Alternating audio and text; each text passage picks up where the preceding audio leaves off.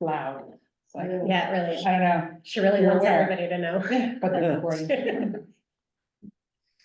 we have a sign-in sheet? Yeah, it's right there. Did I sign in? You did. Is Leslie here? No, that Leslie is no longer attending these meetings. Okay, can I borrow the sign-in sheet? Oh, yes, absolutely. Okay, Yeah. thanks. We haven't done. So do you want to, do you want to do the roll call then? Oh, great. Okay. Can I Well, write- I will be glad to just briefly call the meeting to order at 7 PM on April 17th, Steve's 2024. Oh, Steve, Yeah, hi. he's All He's right, still Steve, here. please. Call the Yeah, meeting no to problem. order. Okay. Roll call. Let's Mary, call the meeting to order, Wednesday, April 17th, 2024. It is 7 o'clock. And first call the order, roll call for this meeting tonight. Okay, Christopher Boo, Here. I'm not gonna call the people that I can see or hear, okay? Anita Tanini. Heather Santiago Hutchins. Was that an answer? no, she's not present. Okay, Michael Pestana, No, anyone from Dunstable? no, Okay, Sakri Chow, no. Chuck, Yep, I'm here. good thing, Steve's here, Yep. James here, James Duffy. Alex is here. Is there anyone from Tingsboro? No, Okay. Christopher Barrett. Darren's here. Yep. James Silva. Okay, thank you. Okay, well, we have Jim Wilkie. Has all just, set? Jim Wilkie is there. I'm sorry, yeah, He's connecting. Oh, okay, good. Okay. Roll call's complete? Yes, sir. Okay, thank you. On a sad note, I don't know if anybody's here, but George Zarula Senior had passed away recently. And George was on NMCOG for many, many years, and also he was planning board representative to NMCOG and also on planning board for Lowell for I think 30 years, and a large percentage of that he was chairman too. So our condolences go out to him and his family, and the thoughts and prayers. And if you could just have a moment of silence for George, I appreciate it.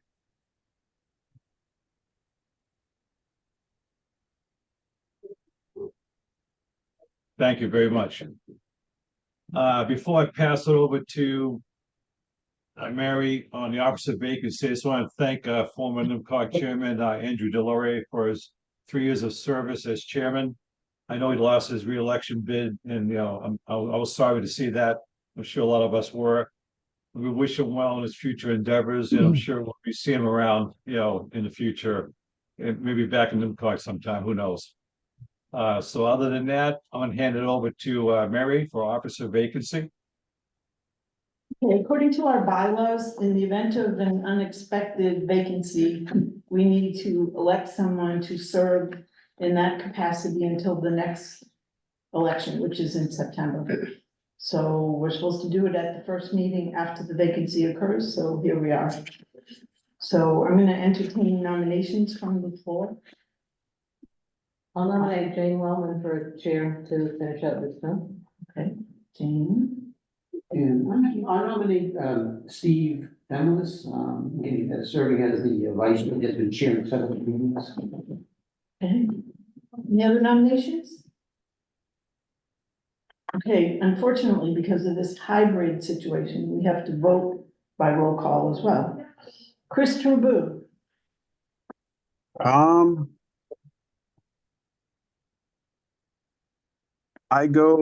I'd say,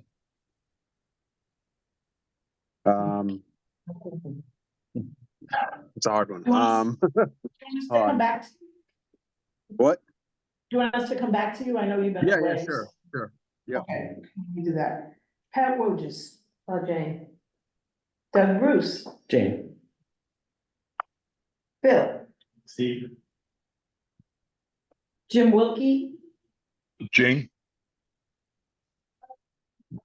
Jerry, Steve Thomas. Chuck, Dave? Steve, Steve?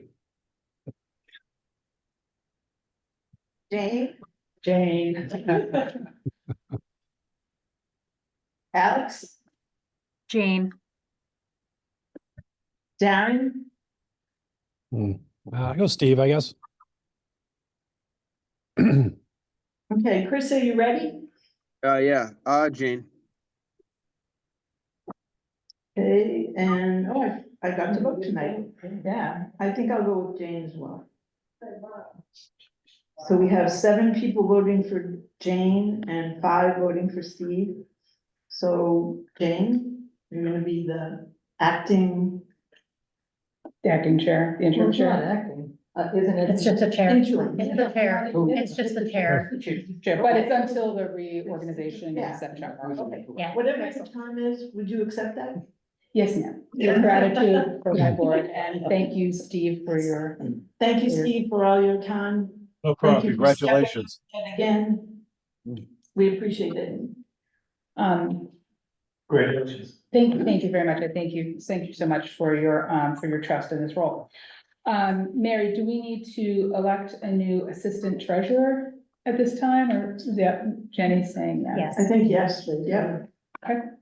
Would you like to? Hello. Now I Accept would- nomination. You have such an election voice. Too much time working at elections. Some pros, some cons. So because Jane is moving up, we need to fill her slot. So could we have nominations for assistant treasurer? Gee, who would you want to be assistant treasurer? Like- I'll nominate Phil as assistant treasurer. Thank you. I'd like, Bill? I'd like to give it a go if someone can get a nomination, I guess. Who is that? It's Chris. Chris. Okay, Chris. He's Chris. already- You're already the assistant clerk. Oh, yeah. All right, well, so then we just have another election here. Probably not helping out with that. Never mind. I think we're not allowed to have 2 positions at once, so, Yeah. Yeah, thank all you. right, yeah.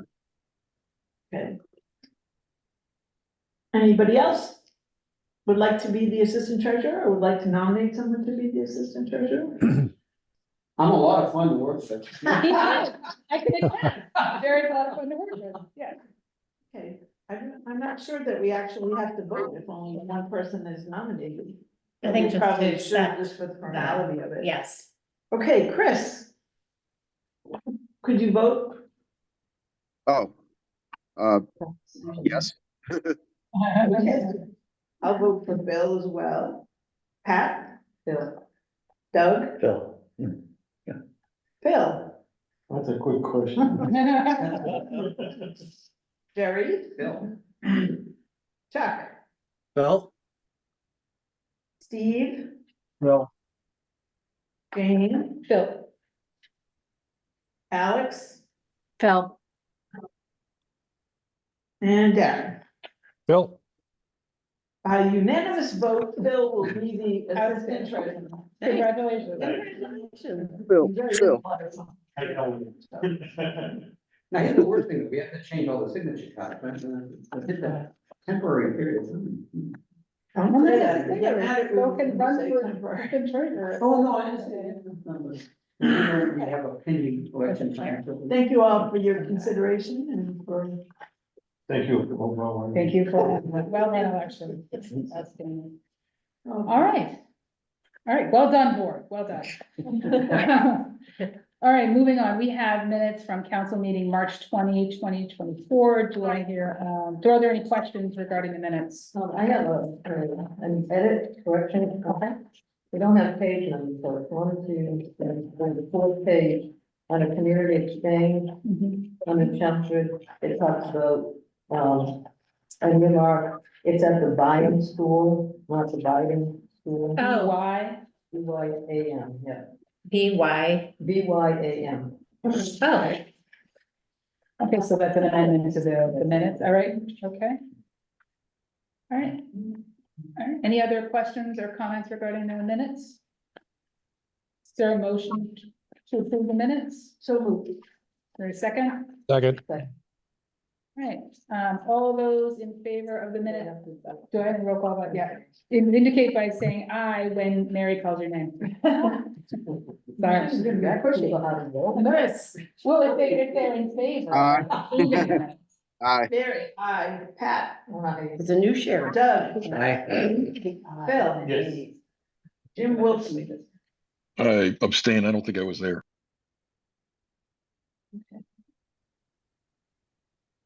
Jerry, Aye. Chuck, Aye. Steve, Aye. Jane, Aye. Alex, Aye. Darren. Aye. Unanimous. Okay, thank you, Mary. All right, moving on, we have the financial report and the warrant. Good evening. Here we are. Let's see, we have the warrant report that I am looking at, and we have a couple of checks, couple of big ones in there this time. We have 2 payments to consultants for work that they are assisting us with on 2 different projects. And aside from that, everything there is pretty basic, pretty normal.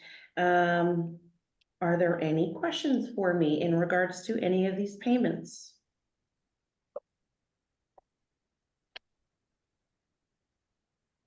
All right, hearing Motion none. to approve the financial statements. and Second. warrant.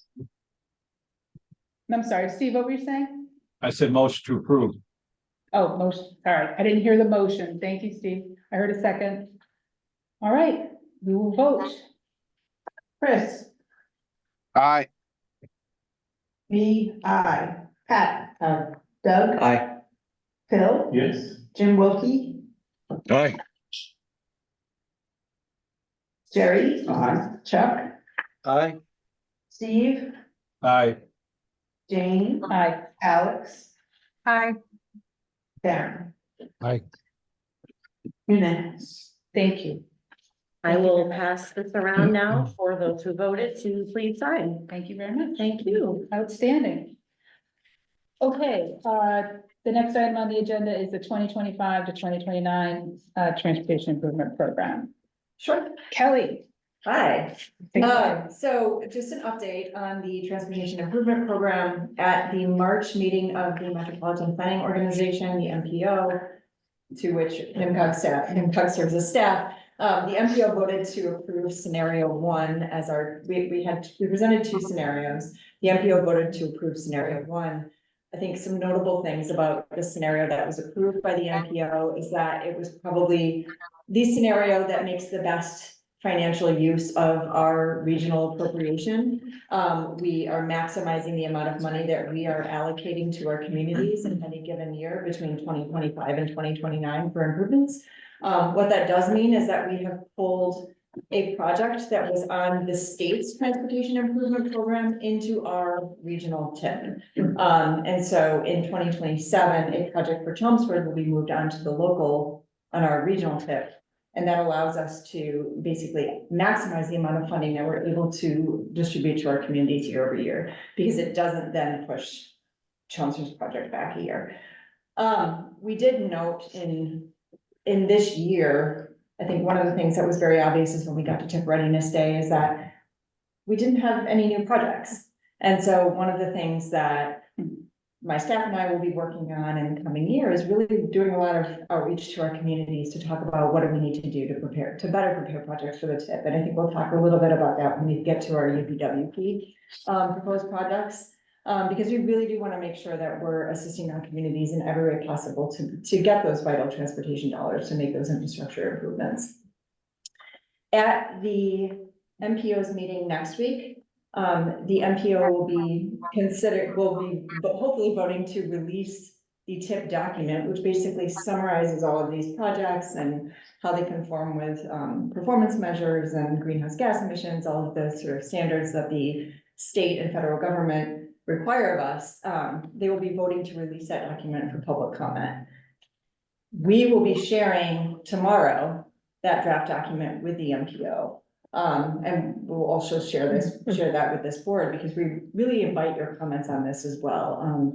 You know, Pat faithfully serves the MPO, and Andrew also sat on the MPO. I feel like I'm missing, I don't think so. No, Andrew did. Andrew did, yeah. Definitely, Danny. Yes, yeah, and so, we just want to make sure, I think this, you know, from my perspective, metropolitan planning organizations, there's a lot of technical language, there's a lot of federal requirements, is that when you sit in a meeting with transportation professionals, you could listen to one sentence and there's 18 acronyms in it. And I would say, like, one of the things that I really would love to see is some breaking down of this language so that we can understand it a little bit better.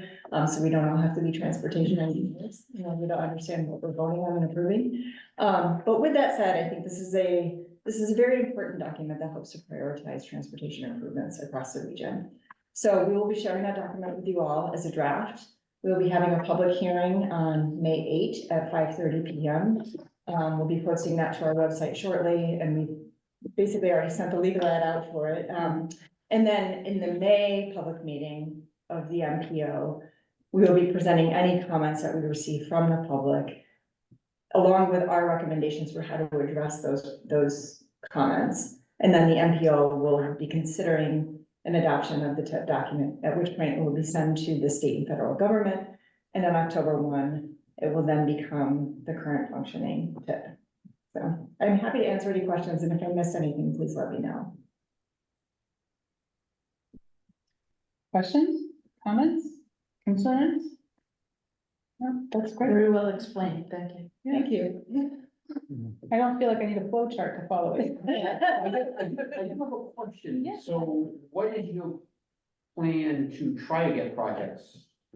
So one thing that, and this is something that I think is fairly, that the state hasn't really communicated very much to us in the past, but we are able to use TIP money, or the Transportation Improvement Program, to fund design work. If that design work leads immediately to engineering and construction. And so that's something that I think we want to be working closely with our communities on. I will also say, you know, our communities have a whole range of staff and staff support. I think, you know, you look at Chelmsford and Tewksbury and Westford, I think those three communities are very good. Their engineers and town managers and staff work very well and are very adept at advancing projects like that. I think we can assist our communities. We can probably do better in helping our communities to get those projects ready, especially for communities that don't have the kind of capacity that some of those other communities do. And then one of the other things that we are looking at in our programming for the next Unified Planning Work Program, which will be basically our work program for the next federal fiscal year, is what other studies can we do for some of our other communities to help projects be prepared for the TIP. And that may be, you know, more intense traffic counting, doing more signal warrant analysis, understanding the corridor flows, like what do we really need to do in order to justify the state that this is a project that bears consideration because it is of regional importance. Well, the Vision Zero program is generating. Yes. I view too. Yeah, and I will say, I think Jessica's doing a lot of really great work with our consultant on this. We're also doing, and I think she could speak to this, is we're planning the municipal briefing. I don't know if Jessica, you want to pipe in? Yeah, let's see. On April 25th, we're having a municipal briefing. It's going to be a hybrid meeting in NMCOG, and we are going to be sharing sort of the first look at our transportation projects. And these are projects that the consultant has identified throughout the NMCOG region. And basically, the reason why we're developing this regional safety action plan is so that our communities can apply for funding by the federal government so they can actually implement the projects that we've identified. So part of this process is to get their input on their communities right away. We've actually had the consultant map the projects and then also compare that against TIP projects that are programmed or projects that are scheduled to be coming in the next couple of years. so that we can have all the considerations around like the safest network for our communities. So that meeting is on April 25th at 5:30. Will we all get an invitation to that? Yes, Okay. yeah, we'll make sure everybody has that information. So I think looking at that network and trying to identify projects that align with that high injury network is gonna be really important. Thank you. Thank you. Any other questions for Kelly on the tip? All right, great. Thank you. Do you want to move on to the other thing you were just talking about? What, do you wanna Yeah, explain this? yes, absolutely. Wait, oh, there it is. Okay, so this. The Zoom part. Hold on a second. There we go, that looks better. Okay, so we did not do this last year, so if you're very confused by why we're talking about this, you have talked about it in prior years, Yeah. but not consistently. So this is just a part of the Unified Planning Work Program. It doesn't show you all of the other activities that we do or all of the, coordination that happens or like traffic counting and everything like that. This is just about preferred tasks, which are really about like specific projects that may actually lead to something getting put on the tip. We've been talking, Jerry's question, we've been actively, and I would say more than typical, asking many communities for information about projects and programs and opportunities. And some of our communities have the capacity to respond. Others have been provided the information and have not been back in touch with us. And then others have, things that are already listed on the tip or other projects that they're already putting forward for other, years that are going to be programmed on the tip. So it's really just, right now we've corralled about 4 different projects. One of them is one that we actually have studied previously. So I'm not really sure if that one will elevate to a final project to get listed as part of the UPWP program. But, and then the other one has actually been a project that we've heard about for, I think, a pretty long time, but it never actually made it to a study. So I think I'll just kind of review each one and answer any questions if people have them. Then if you want to add anything, feel free to. So basically the UPWP is actually the work, that's the study work that the MPO staff are supposed to do in order to help projects move forward and ultimately get programmed on the tip. And also is utilized in order to review, analyze, assess, monitor our progress meeting statewide goals, the goals that I was talking about, but also goals that relate to our long-range transportation plan and Vision 2050. So there's a bunch of like these are like parallel universes, but it's basically the long-range transportation plan, the TIP and the UPWP all go together just as sort of like a refresher on these things all lining up. So I think it was mentioned in a prior meeting that we had been working with the towns of Chelmsford and Billerica to resolve kind of a traffic related issue that came up related to the intersection of Route 129 and Brick Kiln Road, which is technically in Billerica, but a project that was being reviewed in the town of Chelmsford. During that review process, there was an issue that came up related to potential traffic impacts and safety related to that intersection. And after a number of discussions across both town staff and with some sort of traffic warrant, a signal warrant analysis was something that we wanted to move forward with, as well as potentially a longer term study. The traffic signal warrant analysis is actually being paid for through traffic mitigation funds that the town of Chelmsford collected from the applicant of the project that was being reviewed. We have yet to move this forward yet, but that's how it will start. And then we are proposing to do a broader corridor study. That is something that could evolve a little bit more, potentially following the traffic signal warrant analysis, but just kind of giving you the whole picture. There are not costs currently associated with any of these projects because we wanted to share them with you. get any feedback, questions. We're also sharing them with the MPO next week, and this will help us to ultimately develop the UPWP. Do you want to add? Yeah, I think just the one other thing to Yeah. note is that, Brickholm Road, just off of Brickholm Road is UPS. Oh, yes. And so that is probably, Important employer. yeah, it is not the development proposal that was the one that led to this discussion, but it is something that was put in the eighties, long before we did a lot of e-commerce. And now the rising amount of like heavier truck trafficking that's emerging from this road is the thing that's sort of elevating this intersection to a priority. And it's a freight corridor, I believe so. it's one of it's one of four, One of four, like, high used and important freight corridors in the region. So we really do care about this area, and that intersection, for those of you not familiar with it, is not a real proper intersection. It's kind of like a, well, loop-de-loop with asphalt, and I think so I've been there and. if you go there and you experience it, that really way, a place. it's, it doesn't have sidewalks, it doesn't really, it's a little kind of, it needs a little, probably some reconfiguring and straightening in order to be safer, but that's for the future. So this is basically a UPWP study, and it's probably in many phases, but this is just where we're just describing the potential project.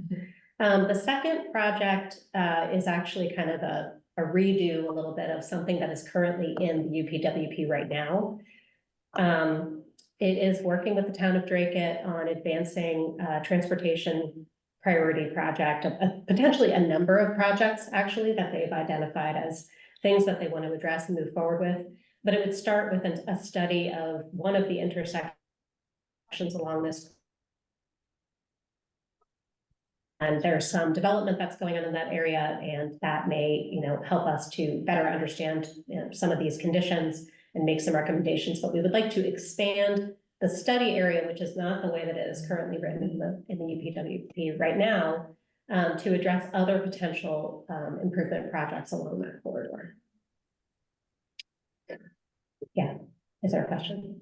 The extent of that corridor, it's centered around the Aiken Street intersection, but does it stretch from the border all the way down to Lowell, or? I think that would be part of the study, the putting it on the UPWP would be understanding a little bit more about the extents, because right now what's on our current UPWP is just a study of bridge and Aiken intersection. Yeah. But there's so many other Yeah, factors that there is. really need to be weighed into an evaluation. Yeah, there's a number of residential developments that are essentially happening off of Greenland Ave, which is probably another 500 feet from there, that's gonna start generating a lot of traffic too. Yeah. How big are those? So working with Allison Manugian, we have identified a number of other potential priority projects. So we're trying to figure out exactly what are the priorities What's the top and priority? Yeah. what exactly that will mean for that corridor study. I think the first phase of it is really identifying the sort of the scope of the area, and then, understanding that intersection in particular, and then. About, I think 10 years ago, they did the town center overlay district for their zoning, which has never really borne any fruit. Yeah, Allison did mention that as well. Okay, so the next one is actually, so back in 2015, our staff actually provided a report on Railroad Square for a transportation study. It's also something that we covered as part of a local rapid recovery plan back in 2022. And it's also, of course, identified as a big priority in the master plan. Currently, there are some, through a MassWorks grant that the town received, there's some updates to make it a little bit more of like a complete street. But, for $500,000 grant, as you likely know, doesn't cover comprehensively the level of engineering and traffic improvements that are probably necessary. It's also kind of like it's tied to trail network, it's tied to a lot of other recreational and other opportunities. So there's some real important kind of capital and assets that we could potentially connect together.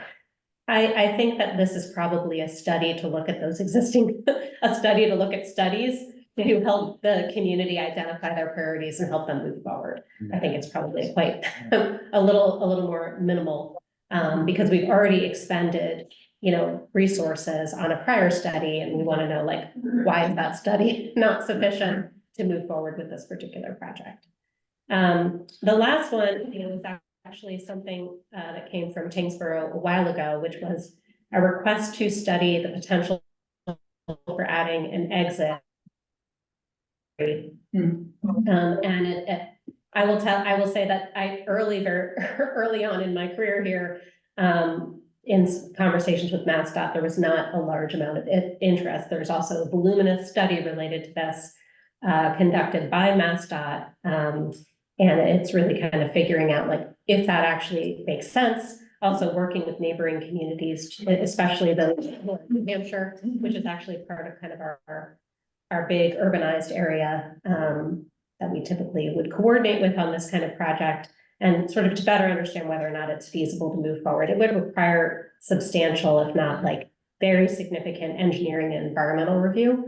So this is extremely early in that process.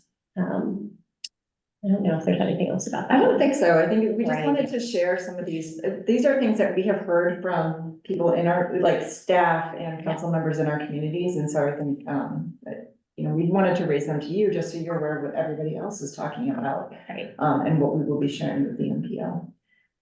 Jessica. Yeah. Thank you for that summary, Jenny. I just wanted to add that those 4 projects have been identified by our consultants as a high injury network or a priority network in our region that is accidents are most likely to happen on, or they have happened on recently over the past 5 years. And the data that they're using has been recorded based on MassDOT impact portal. Safe Streets and Roads. Yeah. No, sorry, I think you froze. I didn't want to jump over you. Oh, sorry.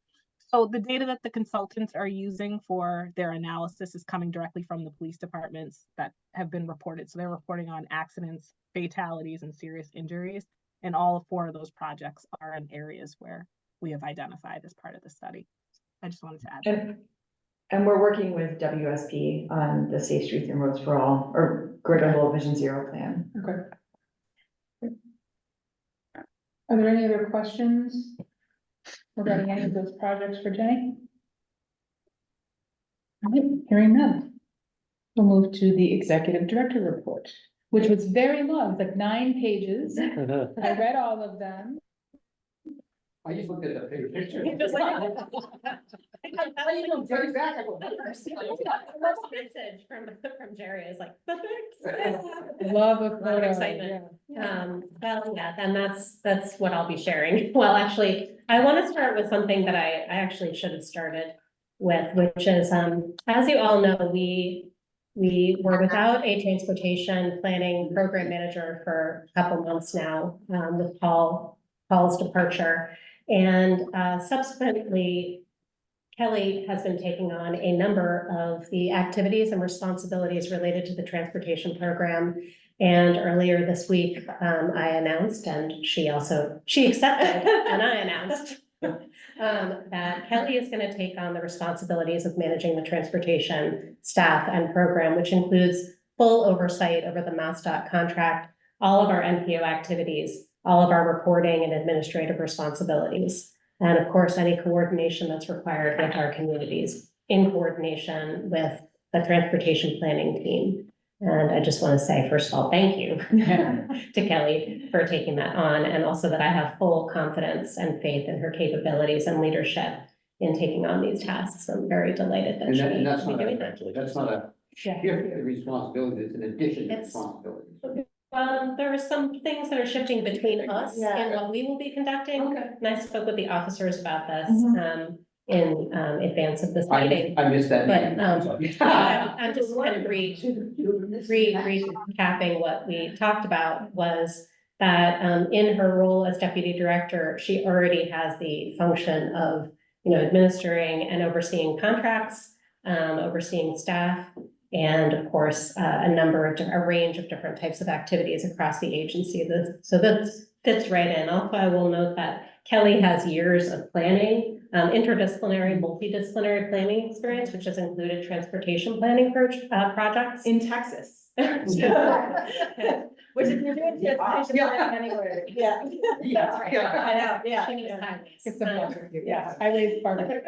Yeah, I did my first 2 projects, actually in consulting, were on, almost complete streets in a suburb of suburb of Dallas. And so it's been, and then working on comprehensive and master plans and the transportation component, and so, like, particularly with working with transportation consultants like Niche and Nelson Nygaard and Kittleson, the whole range of Massachusetts planning consultants or national planning consultants, so, I'm very excited to be like, I mean, it's continuing to work with a really great team, and, I think there are some efficiencies to be gained, by like both Chris and I being able to collaborate really closely, because one of the things that came up with Secretary Tibbetts Nutt when she was at the MPO meeting last month was just how interrelated transportation, housing, economic development are. Yeah. And I don't think you can do one without the other. And so I am appreciative of the opportunity to think on an interdisciplinary level about how we are applying our federal funding for streets improvements and how those improvements relate to our region's housing and economic development goals as well. Thank you for that, congratulations. Thank you. Thank you for taking on this work. As long as I keep learning, I'll never be bored. We have the best regional planning agency, I don't know if you know, and I know for sure, we have the best one. I've heard good things about that. I've heard good things, good things, yeah. All right, so I wanted to start there, and now pictures, now the photo album. So we obviously hosted the secretary, that was very exciting. Very broadly, because she is not only an amazing leader and person, human, but she is a delight to be with. And so for the brief period of time that she graced us with her presence and led our meeting, she was willing to pose with us underneath the sign in the font of her choice. Poppins. Yeah, if anyone's curious, it's Poppins. She really pushes people, I've seen some of her, hearings and Yes. stuff, she pushes. Oh, yeah. It's great. Yeah. She is great. Yeah. We also discovered she has, like myself, has a studio design background, orientation to planning, and like anybody who's gone through that kind of training is like, they've been through boot camp, so. Yes. So that's what that's about. We, in the sort of day-to-day world, we did sign a contract with New England Traffic Counts. And I will note that it is for a lot less than the amount that we paid last year, which was the first year that we ever hired a consultant to do traffic counting. And Austin is the person who is in charge of that contract and overseeing it, and is currently getting everything lined up and ready to go for the new season to start. He's also working on the traffic volume report from the prior year. It goes back like a couple of years. I think that this came up right, it was like the day after was our last meeting, but we signed an extension on our existing contract with the LRTA, and that's basically carrying us through the end of this federal fiscal year. So that, as I mentioned, we're trying to align that contract with our regular MassDOT federal fiscal year contract. But making sure that the activities do not look duplicative, which is the way that it currently looks. It's not here, but next week, and also I'm going to forward to you separately, we did receive the conclusion just literally this afternoon of our federal certification review by Federal Highway and the Federal Transit Administration. This was the certification that happened over the course of the whole day in January. We are recertified as an MPO, in case anybody was worried. I was biting my I tongue. I had no doubt that we would get recertified. But we do have a report that is full of, there are some things that they commended us for, but there are many things for which we need to make corrective actions and have specific timelines as to when we need to actually accomplish those things being corrected. And they range from how we talk about things in the TIP, our work in the UPWP, defining much more discrete tasks and having clear deliverables and allocating staff time appropriately to those things, and then to language access and engagement for our meetings. And then most importantly, something that we will be discussing at a future meeting, which is the relationship between NMCOG and the council, of course, all of you, with the MPO board. It's an enormous amount of confusion related to the two, and which is strange, but because it's been the construct for a very long time. But I think understanding and better capturing the entire region was one of their biggest concerns on the MPO board. So that's not here because that just happened, but I think it's important to, also, if you do intend to attend next week's NPO meeting, there will be a presentation on the report, the delivery of the report officially by the federal highway staff and team.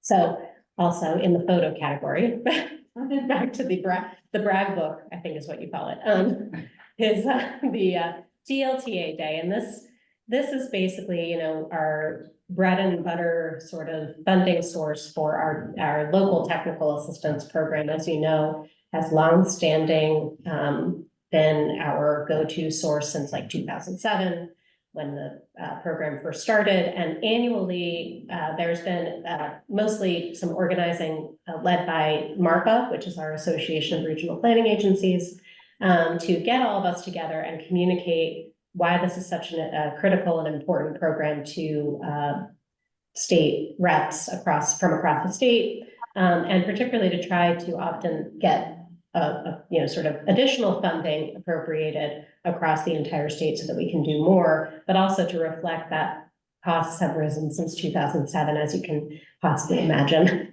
but the amount that they've allocated for whatever reason has not.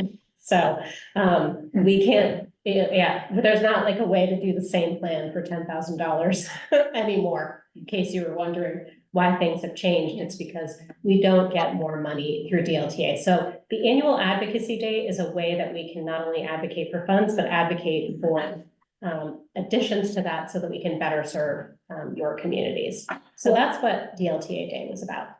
Is it on this item here that you had, there's the advocacy letter? And there is a, Yeah. yes. So you're looking for us to send that out to our I would delegation? very much appreciate that you take the time to look at the advocacy letter, of course, tailor it based upon any knowledge that you have of a local technical assistance project that we did with your community, and perhaps speak to how you know that you know, work has been valuable or put to use or been implemented or something to that effect. And yes, any meetings that you could have directly with your local delegation, that would be appreciated. And if you have questions about how we have used DLTA to assist your communities in recent years, I don't know if Chris is still here, but I think, you know, Chris Hayes or I are happy to look that up and provide you with some information. Between that and the GAP funding, which is like helping communities apply for grant funding, which is, I mean, we would love to see that continue. And so if you want a list of projects that relate to you, let us know and we can pull those together. Perfect, thank you. I will reach out to you. Okay. And I think you know, there's a couple other things I'm taking notes on what we need to follow up with you on, so we'll provide a direct link to that that template letter as well. And Jenny. oh Jenny. yes, Darren. Sorry, I should have raised my hand, I guess. Is that template being provided to like staff at Westford, you know, planning and things like that, so that the staff can also write letters in support? We can do that. We'll make sure that they receive this as well. I know we shared it with the managers, but I will share it and make sure that it's shared with the planning staff as well in case they did not receive it. Great. Thank you. You're welcome. There's been a lot of great collaborative activities. We hosted a meeting here with a statewide advisory board, and I'm trying to know, this is not rolling very well. Kind of reported on some of these things last month because they technically happened a while ago. So I'm trying to get to. We kicked off the Chelmsford Open Space and Recreation Plan just this week. I think just last night. Yeah, just yesterday. So we are currently working with Chelmsford on their open space and recreation plan. We will also be updating their housing production plan. And potentially, we are also working with them on a center village master plan update. And so we're looking for ways to actually sort of combine efforts and sort of, you know, make sure that all these things advance together. So this will be sort of a we're giving that a go, so that we can make sure that we're doing engagement appropriately. And then it's also complementary to the town. I think Pat had mentioned this at a prior meeting. The town is going to be doing a strategic plan. And once we know more about that process, we also want to make sure that it aligns with that. And any communications to community members to take surveys or other forms of engagement. Again, so people are not, one, potentially exhausted by a lot of engagement, and two, so that we're asking the right questions so that they align with other townwide strategic processes. And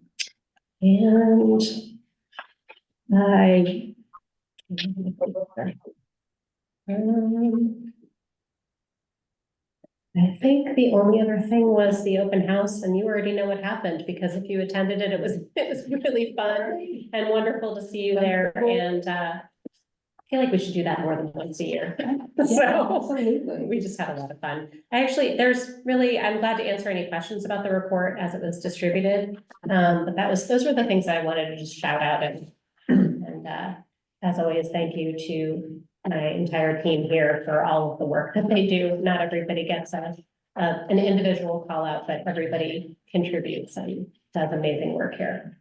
And I appreciate it. I think you see that. Are there any comments or questions regarding the executive director's report? Seeing none. Great job. Thank you very much. You're welcome. Very complete. Do we need to accept that at all? Or we're good? Okay. All right. Good. Let's grade it. Yeah. How are the photos? We're adding- Yeah. More More photos. memes, please. So why don't we move to the community exchange?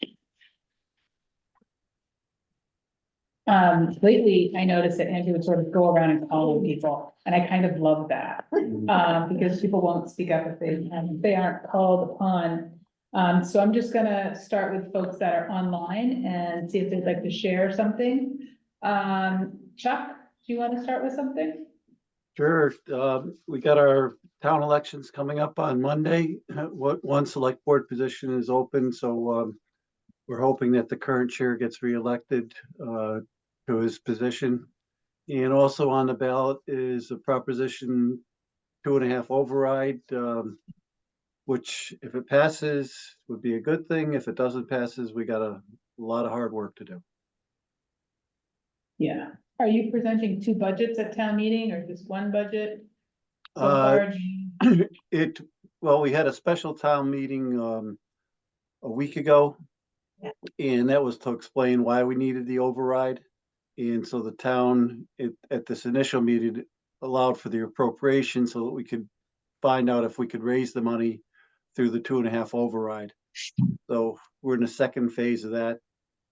If it fails, and if it fails, we're going to have to come back with a plan to the town that allows them to have say on which avenues we need to cut.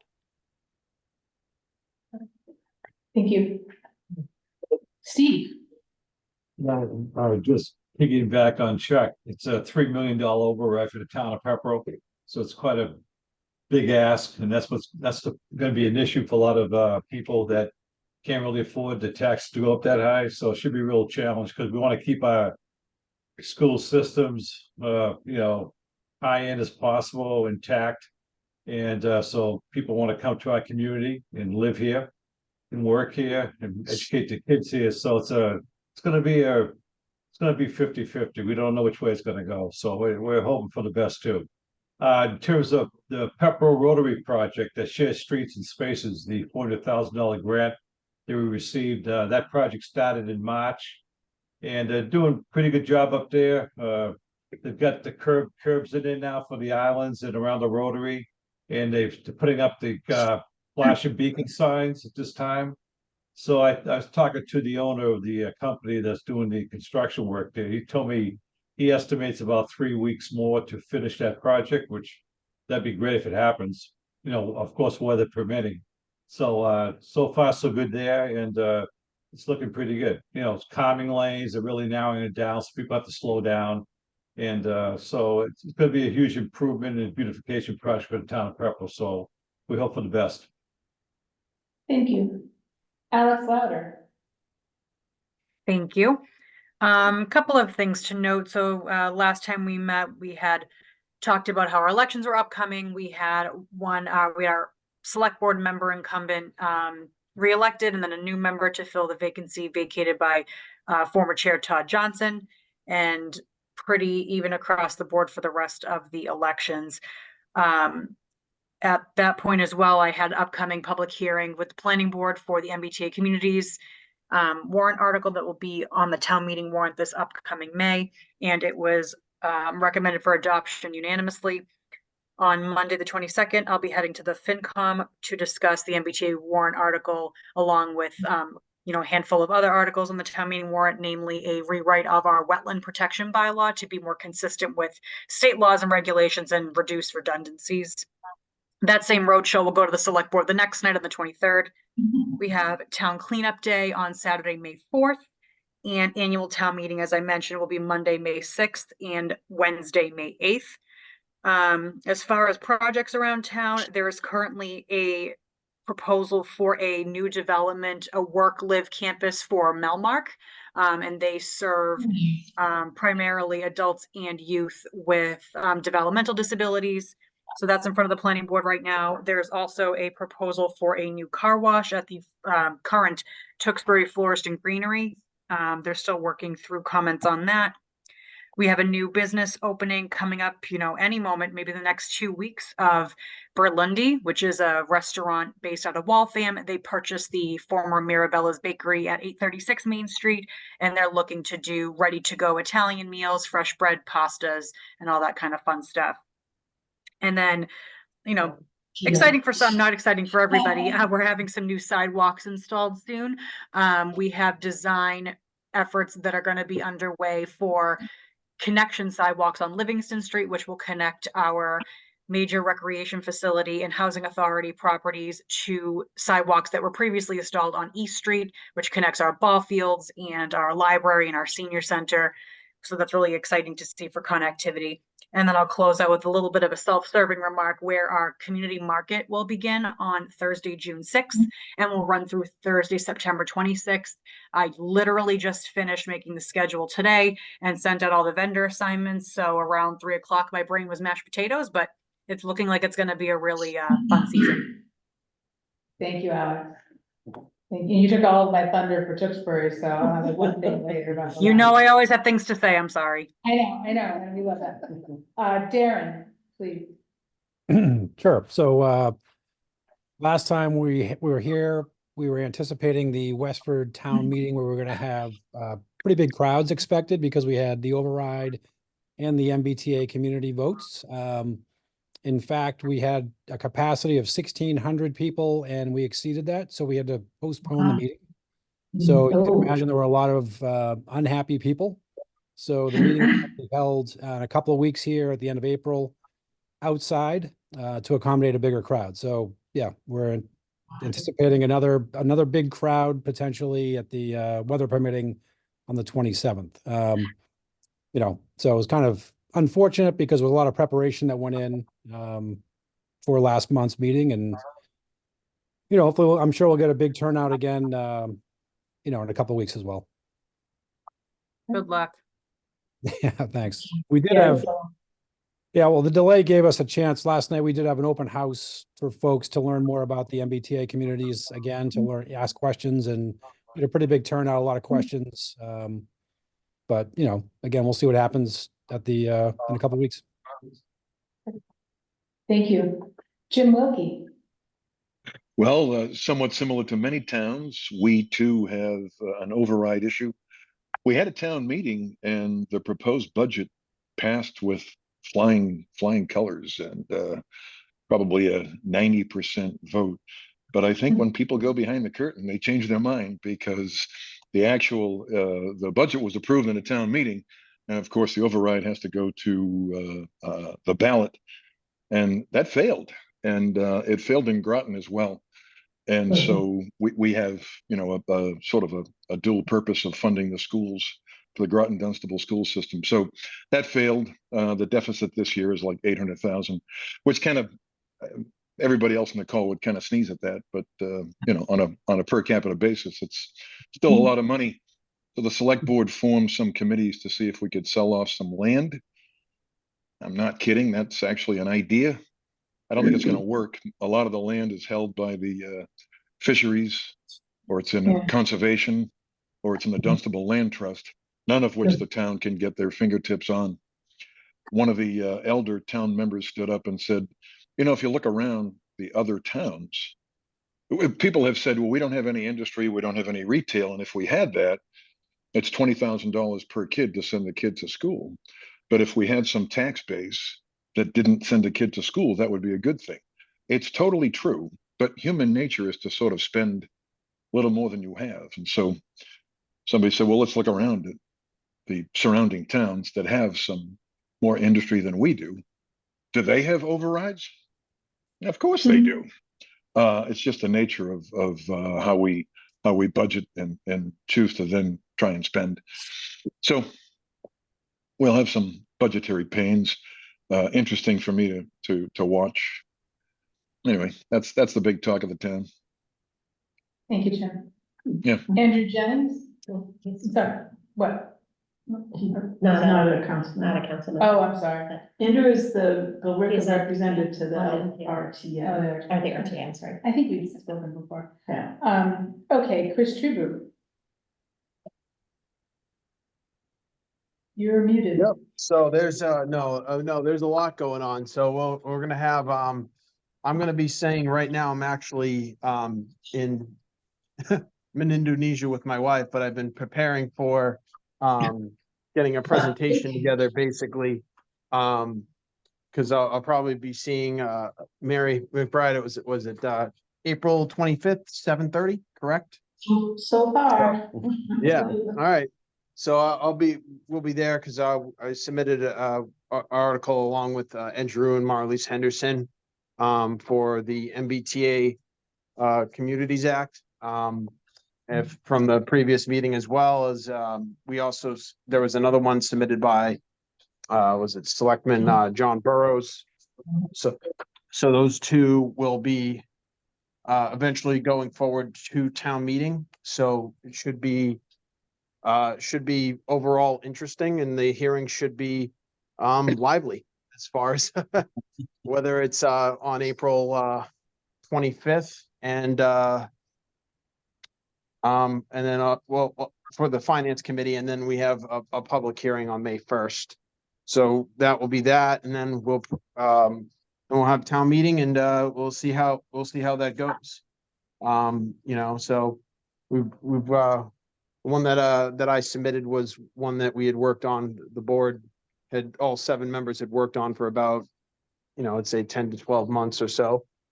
And so it was it's just been overall, it's been overall contentious as well. So, but I think it's just the nature of the beast of dealing with MBTA communities is that it's just it's a controversial issue for all towns. So it's just doing the best that we can there.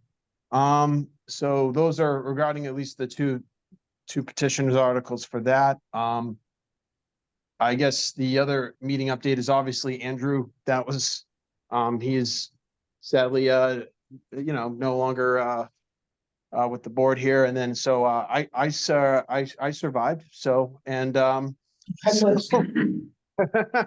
got reelected. So I feel that I am doing it's always good, especially too with controversial stuff, get reelected because you feel that you're doing something right for the community there.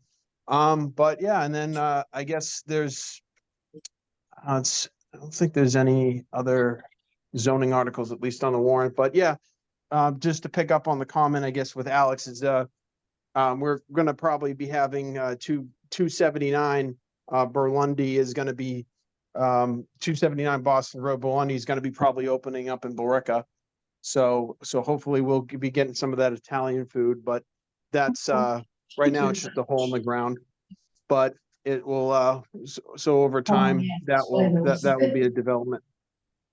So yeah, So I think that's it for me there.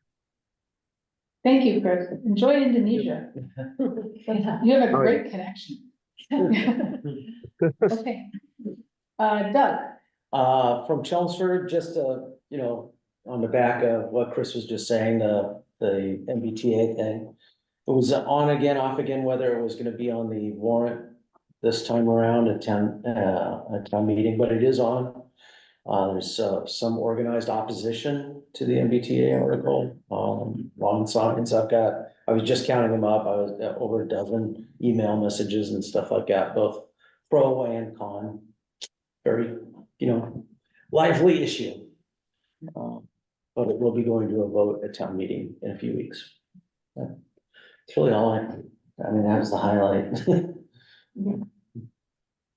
Pat, you wanna? Oh. All right, okay. I'm sorry, I'm done. Yeah, I mean, I was gonna mention MBTA too, and yeah, it is kind of has been kind of a moving target in Chelmsford, so we will nail it down a little bit over the next. A couple other things that have been mentioned briefly, the Open Space and Recreation Plan Committee did meet last night, so thanks to Megan and Austin for being there and helping lead that meeting and helping us with that process. That'll be good. And you mentioned the strategic plan, and the strategic plan committee actually met last night and is meeting right now to review the 4 proposals that they've received. So, so I believe by sometime next week or the week after, they'll select which ones to go forward with, and that'll be an interesting process. So I'll keep the council updated on how it moves along. So, Thank you. Is the strategic plan committee in Chelmsford for the central village? no, it's for the whole town. It's for the whole town. Okay, oh, fascinating. Okay. All right, thank you. Jerry? The city of Lowell, just to remind everybody, we've already passed 3 transportation-oriented zones in the city. And actually piggybacking off of that, the city established a inclusionary zoning feasibility analysis working group. So I was asked to serve on that group.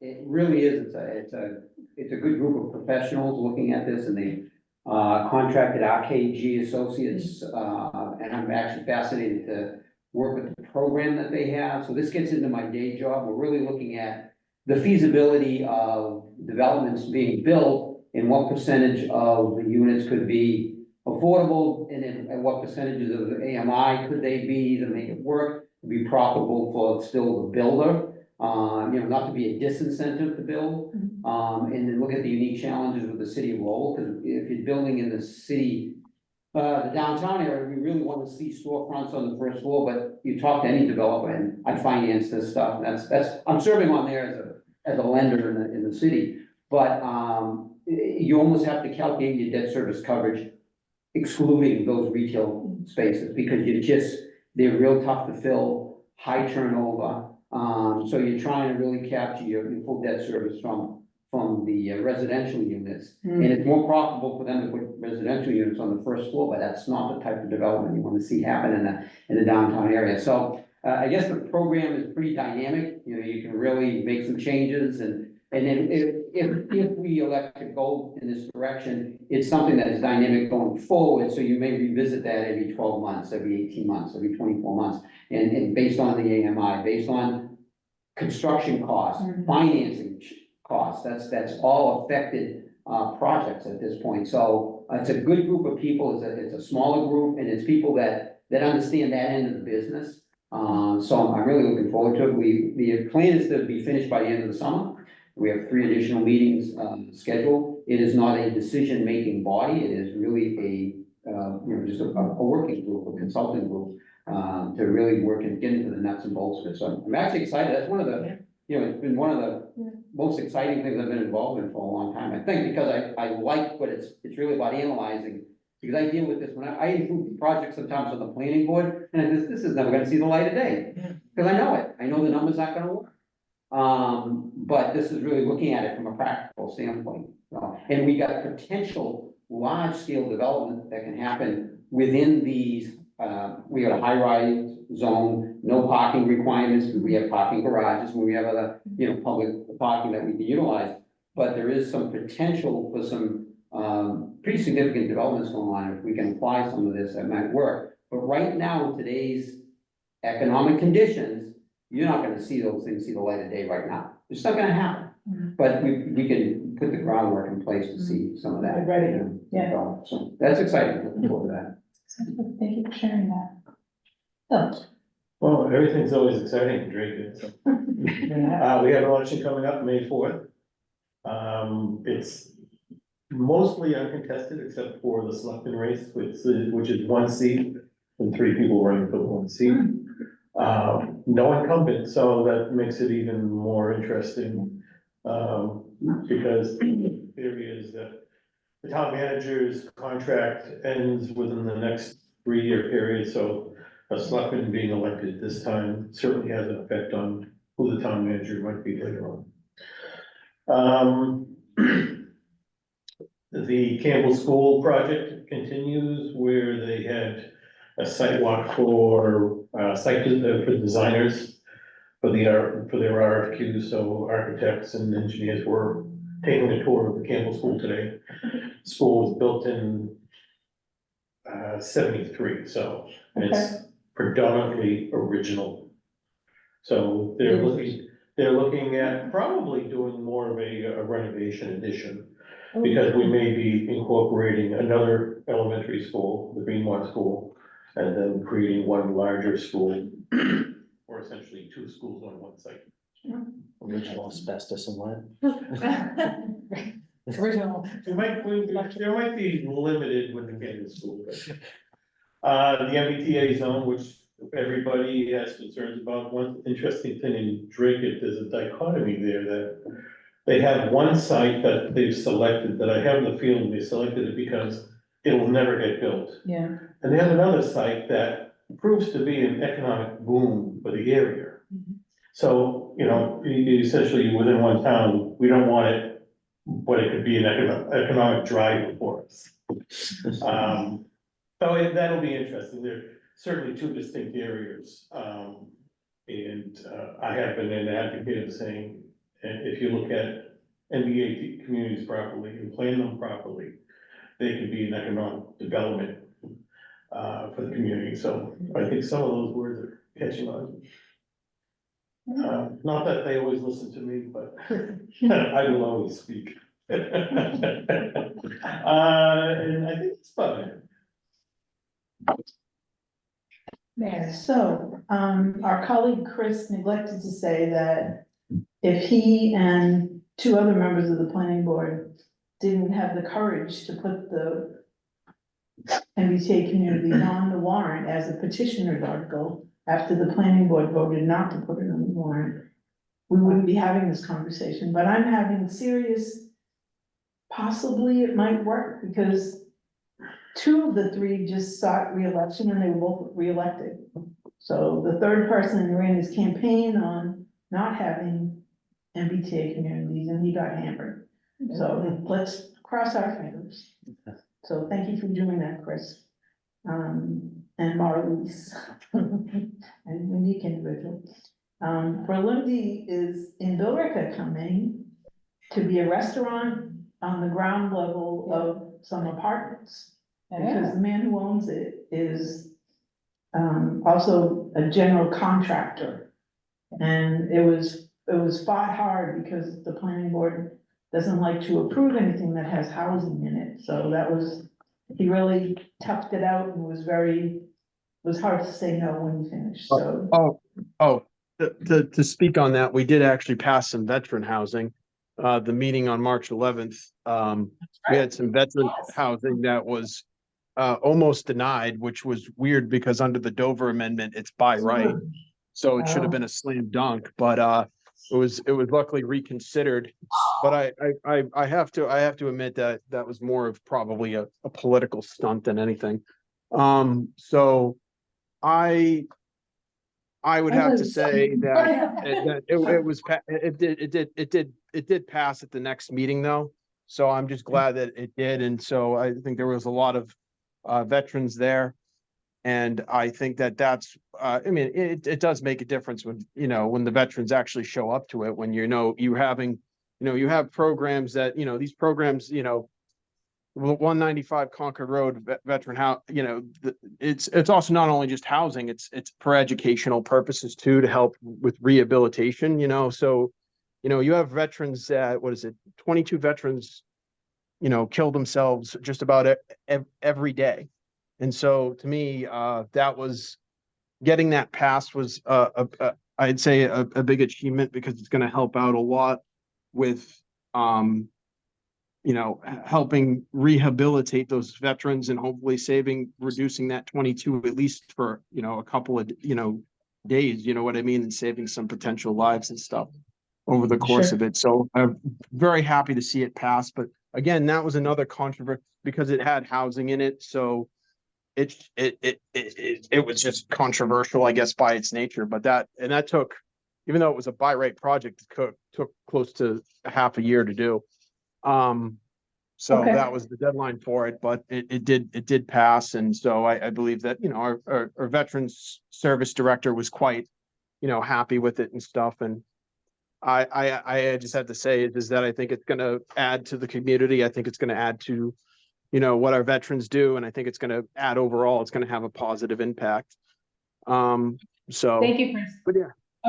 Can we just let Mary finish her portion? Oh, I apologize, Mary. That's okay. Don't worry. I forget where I was, but hopefully I was finished, but I know I have. You are in Berlundi. Thank you. Yeah, Never said that. That was Alex. Thank you very much. So that, they've broken ground, but they haven't really done anything yet. So now I can go back and tell them. And they'll all be happy. You can try it in Tewksbury first. Well, it's funny, we have a lot of people, they've already, well, that's what I was gonna say. The Public Library Foundation is having the annual wine tasting on the 26th. And we're doing very well on sales and sponsorships, and they've already participated, even though they're not in town really yet, but they've given us some food for the event. And the night that they had the meeting, the veterans, so many showed up. I parked in Chelmsford to go to the finance committee meeting. It was wonderful. It was a great outcry, but it does seem crazy that they could let something go 6 months when it's by right. I don't get it. But anyway, things aren't going too well with losing Andrew and having crazy people. I'm sorry, I have to say it out loud. But the next day, we got a letter from our town council at Copeland and Page that they had dropped us. They dropped us. Oh gee, I'm fired by. You get fired by your town council, yeah. So things are crazy, but we'll make it through. We had crazy things before. They drove Richard Montori out of town, who was a great town manager. It's an excellent time. And he somehow managed to rise above it, so. It'll come around. I hope so. Yeah, it's a crazy time. Start and end with the wine tasting and everything. I think more wine tasting. Less whining, more wine tasting. Don't whine, have wine. Maybe we'll have wine tastings weekly or monthly. At select board meeting. Bring it to the slide. That's what I need. Thank you. Thank you, Mary. I just wanted to add a couple brief little things from Tewksbury. Alex mentioned our MBTA communities were coming up for that vote in early May. Our select board is split now. And we had a candidate run to actively vote it down. And so there's an effort to vote that down at town meeting. I don't know how robust that effort will be. There's a lot of misinformation going around. And so I'm getting that into my inbox and responding to that. And there's a conflagration erupting with the state hospital and the housing bond bill, and confusion about what housing development might be out of the housing bond bill, maybe someday if it passes on state land, and how that will happen at the state hospital. And I got an email this week from somebody who says, is there immigrant housing being built at the state hospital? And I'm like, well, what is immigrant housing? Like, what are you talking about? That's not a thing. So like, are you talking about emergency shelters? Are you talking about like this? And so there's a lot of racism and intolerance, and we don't like affordable housing because that means that's code word for things for some people, and everything kind of getting wrapped up into what MBTA communities is. And so I want to just commend Alex and the Tewksbury staff for their excellent work to bring forward a well thought out, well-designed plan. And the select board generally has been quite supportive of it as it's going forward. So this is sort of a little bit of a development. And then the other thing I just wanted to say, because we've all talked about the local elections, my son won a write-in campaign for the Board of Health in Tewksbury, which is hilarious, yeah. And so, so that was, I've helped a lot of people run elections, and I didn't help him nearly as much because I'm in this program. And so, but I did buy him a t-shirt that says Nepo Baby on it. Based on some shocking comments made in the public arena, but, he's done a great job, and so he's looking forward to, taking another, he's 25. Is that his field? His field is, risk management, so he works for, Cabot Insurance, which is Maya Risk, actually, and they do a lot of the risk for municipalities, but he's not on the municipal side. But Luke is dyslexic. My son is profoundly dyslexic, and so his passion is housing, because something like 46% of unhoused people have a reading-based learning disability. And so for him, it's sort of there, but for the grace of God, go I. And so he's done work through college with the unhoused community in the state of Maine. And so this is sort of the angle he brings to it. So he doesn't talk about that, but he's profoundly dyslexic, and he's done great work in his life, but this is his passion. And so there's an opportunity on the Board of Health for somebody who didn't run for a seat. And so we had a robust, I think, 4-person write-in campaign for that. So it was wild. And he crushed it, so. Congratulations. That's a fun story. That's Aaron. All right, so thank you for the community exchange, all of that. Jenny, you want to lead us through our reminders? Sure. I just need to remember what they were. Oh, well, we have I'm reminding. MPO. Reminders, yeah. Okay, we've got the NPO meeting. I mentioned this now many times. It is Yes. next week. I also emailed everybody. I believe you were included. Yep. I think I've done this now a few months in a row, and it'll keep being that way. It is pretty much always the same, but we and it is now a hybrid meeting, so if anybody wants to come in person, you can do that as well.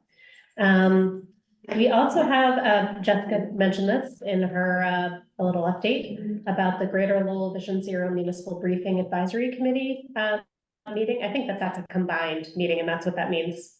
Both members of the advisory committee and, other municipal staff will be attending. That's April 25th at 5 p.m. And then our next council meeting is May 22nd, not to forget, because it is not the third Wednesday of the month. You moved it to the fourth Wednesday, so that is also an MPO day.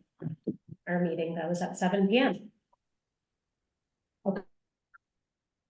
I don't believe. No, but I think we noted this last time, which is, I know you all have reported once again on the challenges and maybe some woes in terms of talking about MBTA communities, but there has been a lot of progress across the entire MBTA communities region.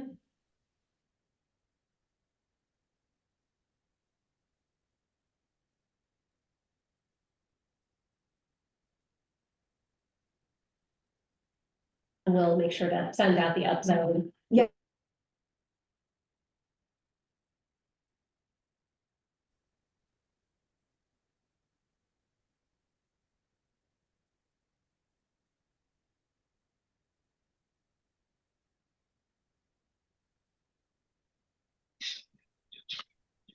Have they frozen, or is that just me? Yeah, they're frozen. Yeah, they're frozen. On their end. Yep. Oh, okay. So yeah. It's in the same boat. Everyone was, let's see. We're waiting to adjourn. Yeah. Good move. Oh, they've dropped off. They'll I probably guess- come back. Yeah. Chuck, we you're can the wait a host. minute. I'm not the host. I'm gonna say goodnight to everybody. Oh, Well, don't leave. You're gonna yeah. take a meeting. No, you are, because they assigned it to you.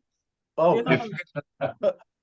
How did they assign it to me? I didn't accept. They just, you can leave and you can assign it to somebody else. It just says you're leaving. Do you want to Yeah, assign yeah. your? Somebody is, oh, I actually am the host? Yeah. Yeah, go ahead. Yes, you are. You are, If you Chuck, you're leave, the it will host. say assign your hostship. Good luck. That's so I could figure out how to do it. I guess the meeting is adjourned if there isn't a quorum.